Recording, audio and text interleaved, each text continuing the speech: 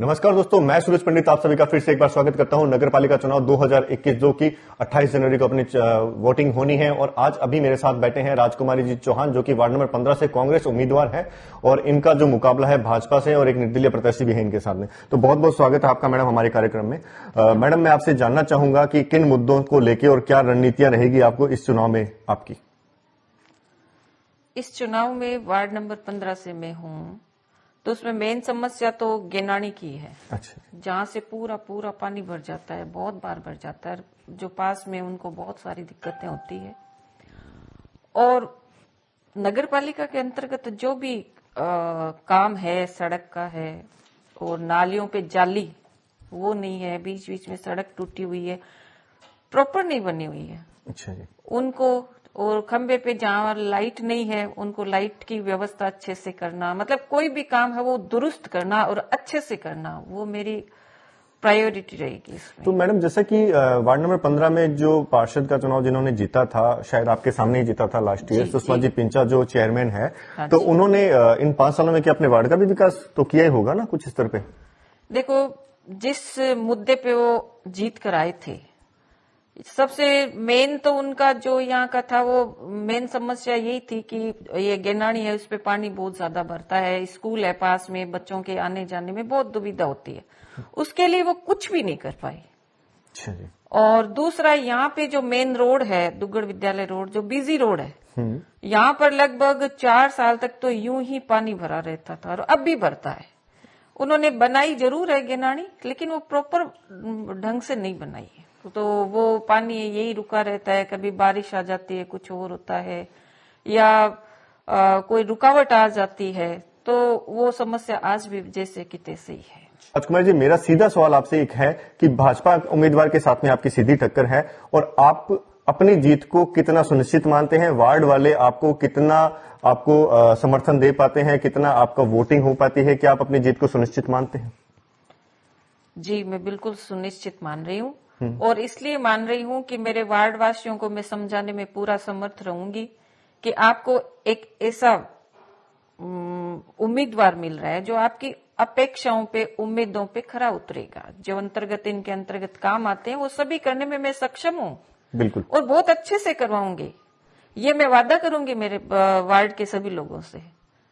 तो मैडम, मैं आपसे एक सवाल ये पूछना चाहूंगा कि जैसा कि आपने कहा कि पूर्व जो वर्तमान चेयरमैन आपने है साहिबा सुषमा जी पिंचा है, वो आपके वार्ड से पार्षद रही हैं और उन्होंने काफी सारे ऐसे विकास के कार्य थे जो वो नहीं कर पाई। तो मेरा आपसे सीधा सीधा सवाल है मैडम, क्या आप वो सब करने में सक्षम रहेंगे?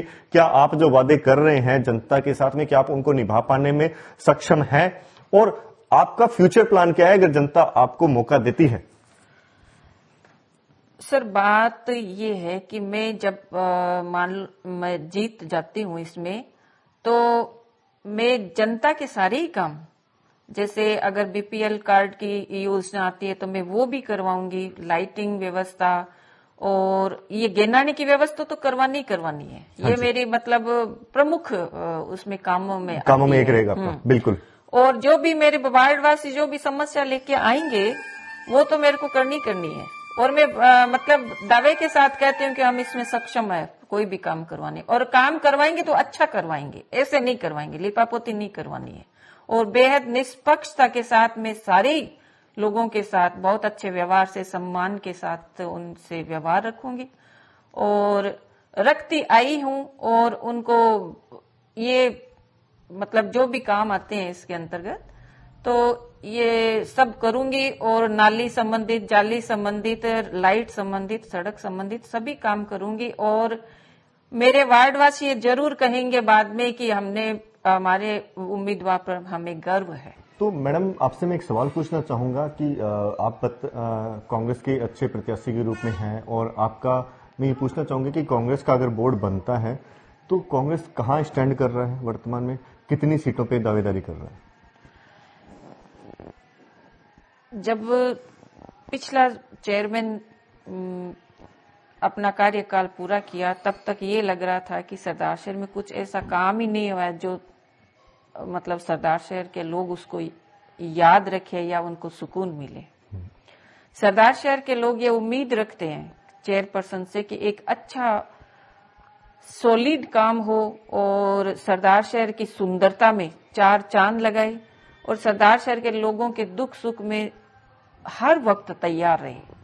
ऐसा कुछ लगा नहीं, इसलिए सरदार शहर के लोग चाहते हैं कि परिवर्तन आए और ऐसा कुछ अच्छा और उम्मीदवार आए, चेयरपर्सन आए और कांग्रेस का बोर्ड आए। जो पिछले आज तक जहां तक मुझे पता है कि सरदार शहर में चेयरमैन कांग्रेस का ही आया है जी। ये फर्स्ट टाइम हुआ था जब पहली बार बीजेपी का बोर्ड बना था। पहली बार बीजेपी का बोर्ड परिवर्तन के लिए बनाया कि चलो देखते हैं इस बार कैसे काम करते हैं। लेकिन ये सब पूरे सरदार शहर में सड़कों का हाल इतना बुरा है, लाइटों का हाल मतलब बहुत जगह पे तो लाइटें है ही नहीं खंभों पे, और जहां पे है वो पूरे पूरे दिन जलती रहती है।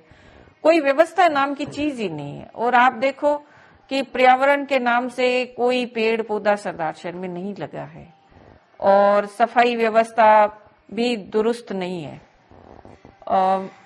मेरे कांग्रेस का जब यहाँ पे बोर्ड बनेगा तो पहले की तरह उससे भी ज्यादा अच्छे तरीके से काम करेगा, बेटर तरीके से सरदार शहर का ध्यान रखेगा। जो कोई कमियां हैं उसको और आगे सुधारेंगे और बढ़िया करेंगे। सरदार शहर में सड़क व्यवस्था और जो नेहरू गार्डन है उसको, सरदार शहर के लोगों की इच्छाओं को ध्यान में रखते हुए सरदार शहर को बहुत अच्छे से कांग्रेस ही अच्छा कर सकती है। कांग्रेस की 35 से 40 के बीच अच्छे से जीत के उम्मीदवार आएंगे और नए उत्साह और उमंग के साथ बोर्ड बनाएंगे और बहुत अच्छे से सरदार शहर को फिर से नए विकास की गति बढ़ाते हुए आगे सरदार शहर का नाम रोशन भी होगा। सरदार शहर की सुंदरता में चार चांद लगाएंगे और वो सभी काम करेंगे जो सरदार शहर के हित में होंगे। तो ये है राजकुमारी जी चौहान जो कि वार्ड नंबर 15 से हैं। इन्होंने अपने बिजी शेड्यूल में से हमें थोड़ा टाइम दिया, उसके लिए बहुत बहुत धन्यवाद मैडम, आपका धन्यवाद।